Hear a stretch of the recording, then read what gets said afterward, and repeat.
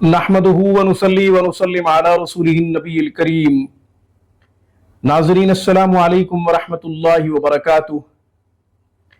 नाज़रीन, बहुत से लोग कारोबारी उलझनों में मुब्तला होते हैं, या तो उनका कारोबार चल नहीं रहा होता, और अगर चल रहा है तो फिर उसमें बहुत से मसाइल होते हैं। जिन लोगों के मसाइल कारोबार के हवाले से हैं, तंगदस्ती के हवाले से, गुर्बत के हवाले से हैं, आज का अमल उनके लिए बहुत ही हेल्पफुल साबित होगा, मददगार साबित होगा, मुआविन साबित होगा। वजीफा एक पुकार है, वजीफा एक दुआ है, वजीफा एक निदा है। अल्लाह ताला को पुकारने का नाम वजीफा है।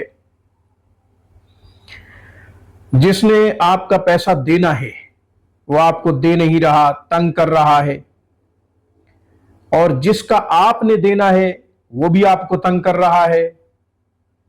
इस तरह की उलझन में आप मुब्तला हैं तो वो भी इंशाअल्लाह मसला हल हो जाएगा। और अगर ग्राहक नहीं आ रहे, कस्टमर्स आपकी तरफ मुतवज्जे नहीं हो रहे, तो इंशाअल्लाह इस अमल की बरकत से ग्राहक भी आएंगे, कारोबार खूब चलेगा। तंगदस्ती का शिकार हैं, गुर्बत का शिकार हैं, रिज़्क़ की फराखी के लिए कोशिश कर रही हैं मगर वसाइल नहीं है, तो इस अमल की बरकत से इंशाअल्लाह असबाब खैर का इंतजाम हो जाएगा। अल्लाह ताला अपने फजल व करम से हर तरफ से रिज़्क़ की फराखी के, रिज़्क़ की फरावानी के वसाइल पैदा फरमा देंगे, असबाब पैदा फरमा देंगे इंशाअल्लाह। अमल बहुत ही आसान है। सालिहीन अक्सर ये अमल बताया करते हैं, हमने अपने बड़ों से सुना है। जो गुर्बत का शिकार हो, तंगदस्ती में मुब्तला हो, फ़क्र फाका उसके घर में हो, कारोबारी उलझनों में मुब्तला हो, तो वो ये अमल करे, इंशाअल्लाह सारे मसाइल हल हो जाएंगे। अमल क्या है? सूरत कुरैश 7 दफा हर नमाज के बाद पढ़ें, खुद भी पढ़ें, अपनी खवातीन से भी कहें। घर में बेटियां हैं, बहनें हैं, माँ है, घर में बीवी है, घर में जो भी खवातीन मौजूद हैं उनको भी कहें वो ये अमल करें। उनका ये अमल करना और दर्द दिल से करना इंशाअल्लाह आपके लिए खूब मददगार साबित होगा। खुद भी करते रहें। हमने अक्सर देखा है कि इस्लाम की सरबुलंदी के लिए, दीन के काम के लिए जब किसी लश्कर को भेजा जाता है तो फिर पीछे जो मौजूद होते हैं उनको यह कहा जाता है कि आप जिक्र अज़कार जारी रखें, ताकि जो लश्कर गया हुआ है उसकी अल्लाह ताला खूब मदद करे।